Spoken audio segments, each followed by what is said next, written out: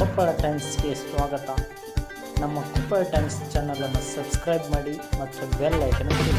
ನಾವು ಮಾಡುವ ವಿಡಿಯೋ ನಿಮಗೆ ಬರುತ್ತದೆ. ವೀಕ್ಷಕರೇ ನಮಸ್ಕಾರ, ನಾನು ವೀರೇಶ್ ಉಳ್ಳಾಗಡ್ಡಿ. ಗ್ರಾಮೀಣ ಜನರಿಗೆ ಒಂದು ಶುಭ ಸುದ್ದಿಯೊಂದಿಗೆ ಬಂದಿದ್ದೇನೆ.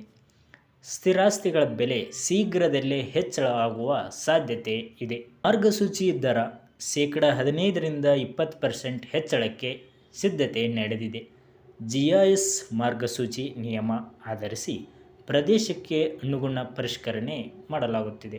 ರಾಜ್ಯದಲ್ಲಿ ಸ್ಥಿರಾಸ್ತಿಗಳ ಮಾರ್ಗಸೂಚಿ ದರ ಪರಿಷ್ಕರಣೆ ಮಾಡುವುದಕ್ಕೆ ಕರ್ನಾಟಕ ಸರ್ಕಾರದ ವ್ಯಾಪ್ತಿಯಲ್ಲಿ ಬರುವ ಕಂದಾಯ ಇಲಾಖೆಯು ಭಾರಿ ಸಿದ್ಧತೆ ನಡೆಸಿದೆ ಎಂಬ ಮಾಹಿತಿ ಲಭಿಸಿದೆ. ಈ ಬಾರಿ ಜಿಯೋಗ್ರಾಫಿಕ್ ಇನ್ಫಾರ್ಮೇಷನ್ ಸಿಸ್ಟಮ್ ರೂಪಿಸಿದ ನಿಯಮವನ್ನು ಆಧರಿಸಿ ಪರಿಷ್ಕರಣೆಗೆ ಮುಂದಾಗಿದೆ. ಅದರೊಂದಿಗೆ ಆಯಾ ಪ್ರದೇಶಕ್ಕೆ ಅನುಗುಣವಾಗಿ ಶೇಕಡಾವಾರು 15ರಿಂದ 20% ವರೆಗೂ ದರ ಹೆಚ್ಚಳ ಆಗುವ ಸಾಧ್ಯತೆ ಇದೆಯಂತೆ. ಸ್ಥಿರಾಸ್ತಿ ಮಾರ್ಗಸೂಚಿ ದರವನ್ನು 2 ವರ್ಷಕ್ಕೊಮ್ಮೆ ಪರಿಷ್ಕರಣೆ ಮಾಡುವುದಕ್ಕೆ ಸರ್ಕಾರ ನಿರ್ಧಾರ ಮಾಡಿತ್ತು. ಕಳೆದ ಬಾರಿ 2023ರ ಅಕ್ಟೋಬರ್ 1ರಂದು ದರ ಪರಿಷ್ಕರಿಸಲಾಗಿತ್ತು. ಪರಿಷ್ಕರಣೆ ಮಾಡಲು ಮುಂದಾಗಿರುವುದಕ್ಕೆ ಉದ್ದೇಶವೇನು ನಿಮಗೆ ಗೊತ್ತೇ? ಕೇಳಿ.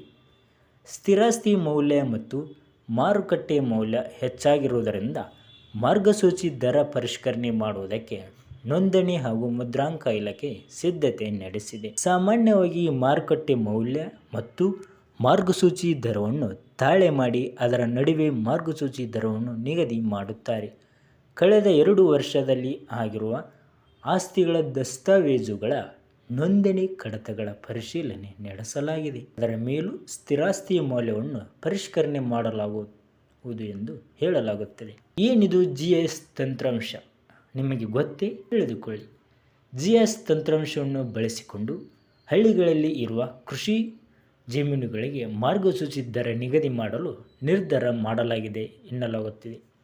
ಉಳಿದ ನಗರ, ಪಟ್ಟಣ, ಪುರಸಭೆ, ಗ್ರಾಮ ಪಂಚಾಯಿತಿ ನಿವೇಶನ ಹಾಗೂ ಕಟ್ಟಡ, ಕಾರ್ಖಾನೆ ಸೇರಿದಂತೆ ಎಲ್ಲ ಸ್ಥಿರಾಸ್ತಿಗಳಿಗೂ ಸಾಮಾನ್ಯ ನಿಯಮ ಅನ್ವಯ ಆಗಲಿದೆ ಎಂದು ಉನ್ನತ ಮೂಲಗಳಿಂದ ಕೊಪ್ಪಳ ಟೈಮ್ಸ್ ಸುದ್ದಿ ಮೂಲಕ್ಕೆ ಮಾಹಿತಿ ಬಂದಿದೆ. GIS ಬಗ್ಗೆ ಇಲ್ಲಿದೆ ಸಂಪೂರ್ಣ ಮಾಹಿತಿ. ಜಿಯೋಗ್ರಾಫಿಕ್ ಇನ್ಫಾರ್ಮೇಷನ್ ಸಿಸ್ಟಮ್ ತಂತ್ರಾಂಶವನ್ನು ಕಾವೇರಿ 2.0 ರಲ್ಲಿ ಅಳವಡಿಸಲಾಗುತ್ತದೆ.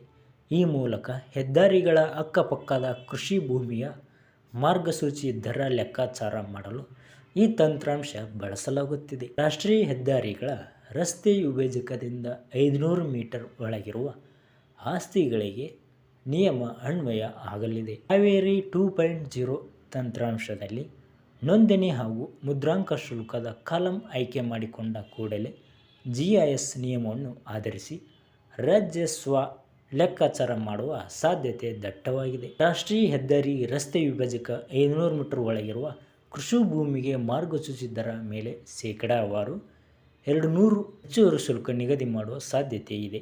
ರಾಜ್ಯ ಹೆದ್ದಾರಿ ಆಸುಪಾಸಿನ ಕೃಷಿ ಭೂಮಿಗೆ 150%, ಒಳಹೊರ ವರ್ತುಲ ರಸ್ತೆಗಳು 150% ಹಾಗೂ ಜಿಲ್ಲಾ ಹೆದ್ದಾರಿಯ ಅಕ್ಕಪಕ್ಕದ ಆಸ್ತಿಗಳಿಗೆ 100% ನಿಗದಿ ಮಾಡಲು ಸರ್ಕಾರ ಹಾಗೂ ಇಲಾಖೆ ಚರ್ಚೆ ನಡೆಸಿದೆ ಎಂದು ಮಾಹಿತಿ ಲಭಿಸಿದೆ. ಕಾವೇರಿ 1.0 ತಂತ್ರಾಂಶವನ್ನು 2004ರಲ್ಲಿ ಅಳವಡಿಸಿಕೊಳ್ಳುವ ಮೂಲಕ ರಾಜ್ಯ ಸರ್ಕಾರದ ನೋಂದಣಿ ಹಾಗೂ ಮುದ್ರಾಂಕ ಇಲಾಖೆ ಡಿಜಿಟಲೀಕರಣಕ್ಕೆ ಕಾಲಿಟ್ಟಿತ್ತು. 20 ವರ್ಷಗಳ ಬಳಿಕ ಅಂದರೆ 2024ರಲ್ಲಿ ಕಾವೇರಿ 2.0ಕ್ಕೆ ಕಳೆದ 2 ವರ್ಷಗಳ ಹಿಂದೆ ಅಪ್ಗ್ರೇಡ್ ಮಾಡಿ ಆನ್ಲೈನ್ ಸೇವೆ ವಿಸ್ತರಿಸಿದೆ. ಇದೀಗ 2025ರ ಡಿಸೆಂಬರ್ ತಿಂಗಳಲ್ಲಿ ಕಾವೇರಿ 3.0 ಸಾಫ್ಟ್ವೇರ್ಗೆ ಅಭಿವೃದ್ಧಿಪಡಿಸಲಾಗುತ್ತಿದೆ.